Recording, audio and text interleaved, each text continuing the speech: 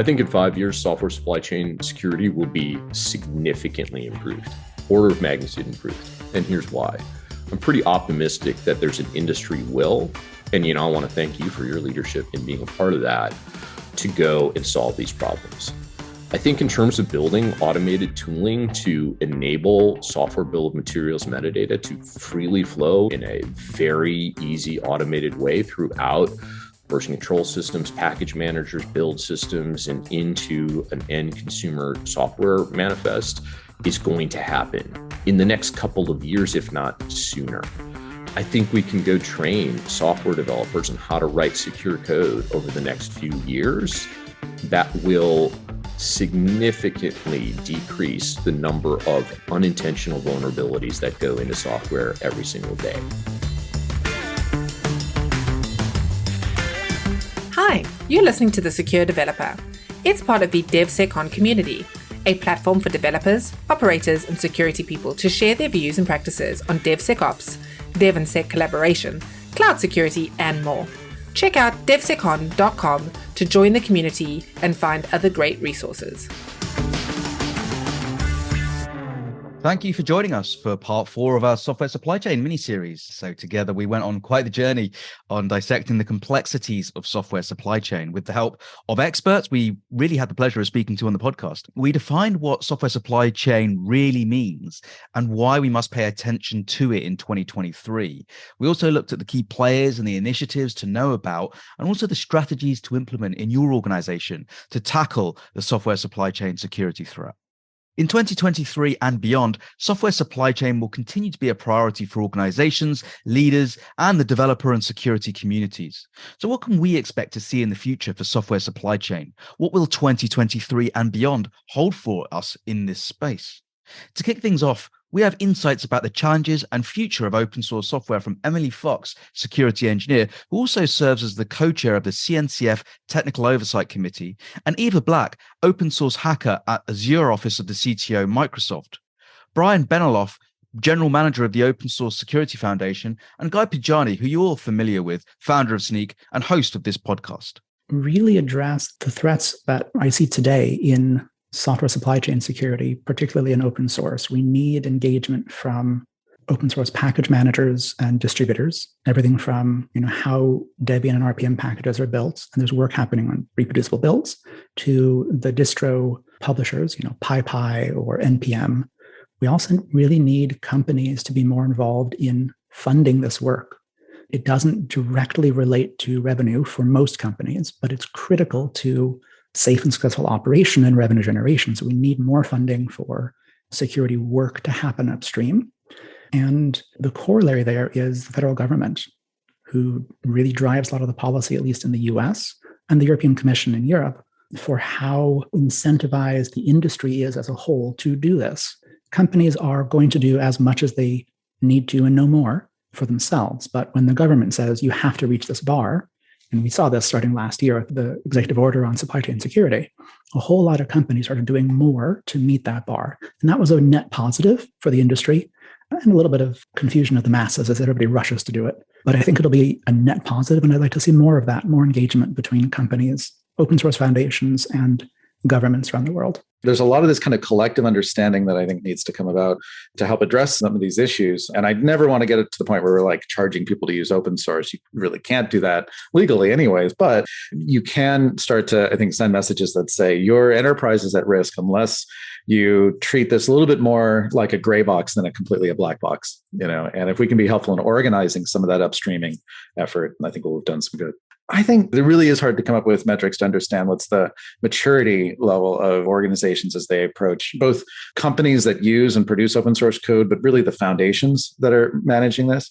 But I would say if we could, one metric of course will be best practices badges, security scorecards, those kinds of things. And hopefully we'll be able to track adoption of those and improvements and fewer of the log4j style messes rather than, no, we can't guarantee zero. We can't guarantee zero, but hopefully we can see fewer of those.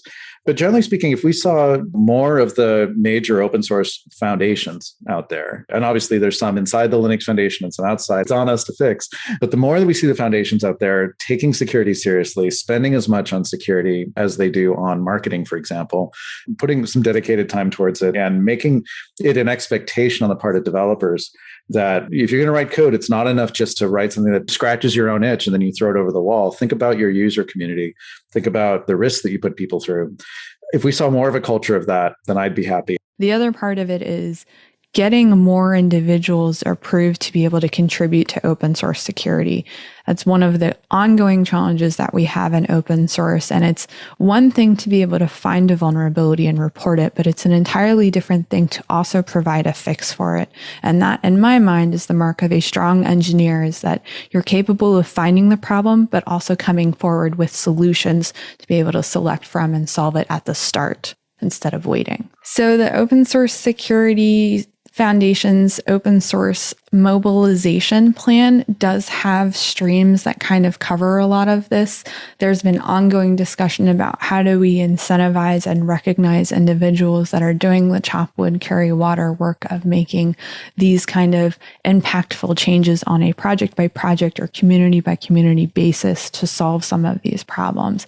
There's still a lot of work to be done. So if folks are interested, I highly recommend joining the Foundation's Slack channel and seeing how they can get involved there. There's items such as a security incident response team for foundations, which is just one way in which we can provide that kind of human capital to be able to assist projects, as well as security tooling being written to automate a lot of this. So in an ideal world, every open source component, every component upstream will track its activities and will attest to it and, give you some statements as I attest that I conform to this policy in a trustworthy fashion, maybe even with some standards like SOC 2 or like FedRAMP, in which you say, well, this has conformed to this ISO-like standard that can now cascade downstream. And then as an organization, if you want to consume some open source component that does not have those attestations, you know that, and you can make the decision of saying, are you okay with that risk or not? And maybe in some systems you would be, in some systems you wouldn't, similar to what we have in the world of physical goods. This is a complicated and powerful eventual reality. It is very far from us. Even if all the open source maintainers in the world joined forces today and tried to do this, the tooling is lacking. There's no alignment on what's the right way to do it. And also, of course, in practice, it's not necessarily the top motivation, the top priority for every single person, but hopefully it's the eventual destination that we are aiming towards. When you look at the broad ecosystem, another future reality that we might aspire to is around making dependencies more declared. Today, when you consume some open source piece of software, you kind of need to reverse engineer which dependencies may or may not be inside of it. When you're trying to look at some piece of software and you try to determine which dependencies it would use, you oftentimes, again, need to sort of approximate or sort of assess those things. And, software never dies, and that would, probably not go away, because components will stick around. But the hope is that we evolve towards a place in which when there's some package that you are downloading, it is much more declarative around the dependencies that it wants to use, and that those cascades down the process. Now, this is not as easy as it sounds because, people think about dependencies simplistically, but if you're using component A and component B, and each of them come with their own graphs of dependencies that they're using, there's some intersection between those graphs. If A and B both use some version of library of C, you need to do resolutions. And so in practice, you can't really know all the dependencies that a component would have without looking at their combination, they're holistic.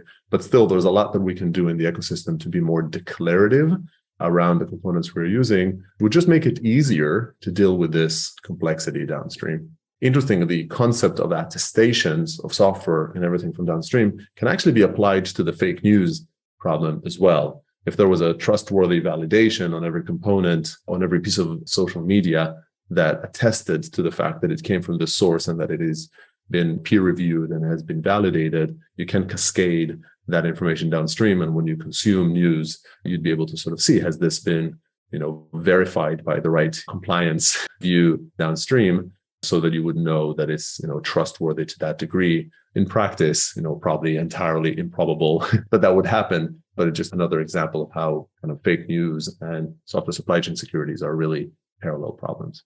The prevalence and consumption of open source software is a key challenge for software supply chain security, and this will drive many initiatives and motions in the future. As Aeva, Emily, and Guy Podjarny shared, there will be a need for more engagement for the open source community, and this includes the maintainers, distributors, but also the large companies that are the consumers. The government will have to continue to play a pivotal part, and the right recognition and incentivization will be at the core of this. There will be maturity in the space of open source attestation and dependency declaration. But it's not just about the integrity and support for open source software security that is imperative. As Adrian Ludwig, Chief Trust Officer at Atlassian, and Lena Smart, CISO at MongoDB, share, SBOMs will continue to play an important part, and not just know what components you have, but know that they're up to date, and what compromises are contained would really be equally crucial. This is a great opportunity for us as companies to look and see how we can better supply SBOM information for the government. But also, there should be a way, we should always be looking to streamline these processes and keep them as clean as possible, because my worst nightmare is, just for talking's sake, we've got 100 government agencies and there's going to be 100 versions of our SBOM because every one of them want a separate one. Whereas the perfect world would be there's one storage space and it's secured, and the 100 government agencies have a login and they just say, oh, I want to see the SBOM for MongoDB and I want to automate it by doing blah, blah with this API. And you've got your one source of truth, you've got your one SBOM per company in this secure MongoDB repository being created, continually monitored by Snake. I mean, there we go, just solved SBOMs in 2 minutes. Yeah. Hopefully it was that easy. As we've seen it so far, we tend to think of ingestion of open source projects as just a win. And what we lose track of is that there's a long-term management cost associated with that. And so the more we can automate that management, the better. In my world right now, the way that looks is getting to the point where having the most recent, most up-to-date version is the default. So figuring out how to manage it as source is also probably important. But regardless, we have to flip the model so that the default is that it's up to date, as opposed to the default is that it's not up to date. Legitimate security boundaries between those components. Being able to have confidence that any exploitation is isolated and contained only within those areas. Maybe that's base image and the base images are actually isolating them out. I don't know, in a serverless kind of model. Maybe it's something else, but that level of isolation would be amazing. So if you could both know that your components are up to date and that any compromise of them is contained within just that component. There's a lot of work to be done to better consume and secure open source software, to track our pipelines, to optimize SBOM utilization, and bring everyone together in this effort. So what would software supply chain look like in 5 years' time? We fielded these questions to Jim Zemlin, Executive Director at the Linux Foundation, Brian Behlendorf, Adrian Ludwig, and Aeva Black. It's shocking to me that some of the basic exploitation mechanisms, buffer overflows, have been around for 50 years. Heck, I've been exploiting them for 30 years. Yet we continue to write core parts of our technology in these languages that have problems and using methods that are known to have problems. So I think longer term, transition away from known risky languages and methods to less risky Rust, I think is really attractive in that regard. It's odd to me that we prioritize performance so high and at the same time have layer upon layer upon layer upon layer of abstraction that just destroy performance. I think that as a long-term bet is going to be really, really valuable. Getting clear security contract baked into the languages and tools that people are using. My hope is that in 5 years, people's very high default reservoir of trust that they have for open source doesn't lead us to another crisis, that it actually can be substantiated by the open source community getting its act together. And how we measure that is still a work in progress. But I hope that a lot of the projects that are happening right now in and around the OpenSSF and cloud native computing and reproducible builds and observability in build process, I really hope those all continue to grow and take root. And so if they do, in 5 years, I think we'll have a much better sense of security around downloading software from the internet. Curl pipe bash to install things is a really unfortunate anti-pattern that so many places are still using. Install something off Docker Hub, or just download the build file off GitHub and run that inside your company with no auditing. another anti-pattern.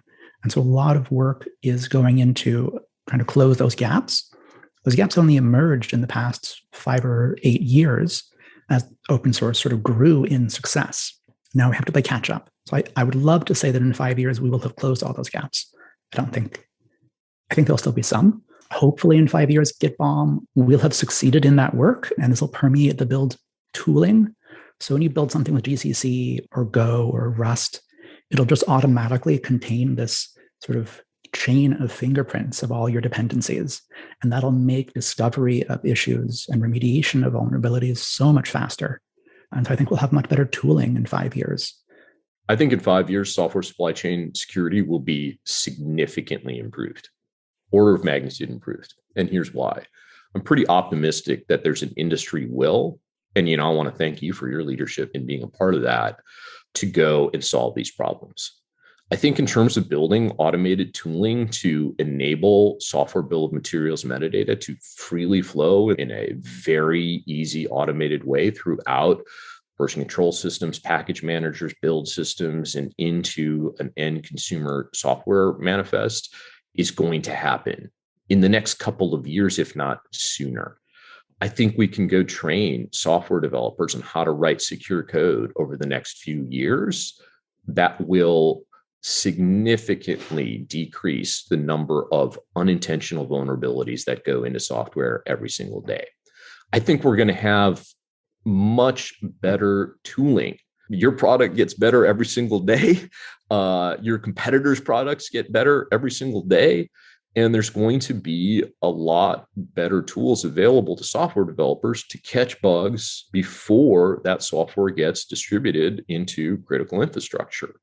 I think we're going to go look at sort of the software that the industry has depended upon for decades and retire a ton of technical debt. The industry is already stepping up to resource developers to go and fix vulnerabilities in the Linux kernel and Log4j and for other critical packages. I think that's going to increase.